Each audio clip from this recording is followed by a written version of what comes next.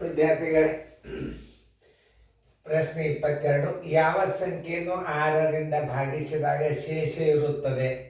ಯಾವ ನಿಶೇಷವಾಗಿ ಭಾಗ ಹೋಗ್ತಾವಲ್ಲ ಅವು ಅಲ್ಲೇ ಅಲ್ಲ. 6 5 30, ಇದು ಶೇಷ ಉಳಿಯಂಗಿಲ್ಲ. 6 6 36, ಇದು ಶೇಷ ಉಳಿಯಂಗಿಲ್ಲ. 6 7 42, ಇದು ಶೇಷ ಉಳಿಯಂಗಿಲ್ಲ.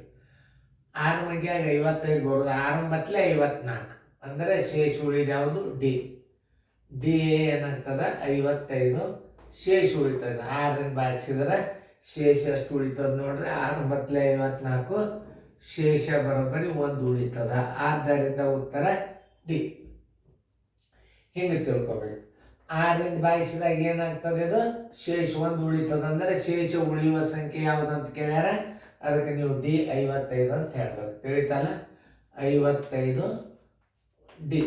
55 6ರಿಂದ ಭಾಗಿಸಿದ್ರೆ ಶೇಷ 1 ಉಳಿತದ. ಉತ್ತರ ಸಂಖ್ಯೆ ಡಿ. ಹಿಂಗೆ ನೀವು ತಿಳ್ಕೊಂಡು ಗಣಿತಗಳನ್ನು ಹಾಕೋದು.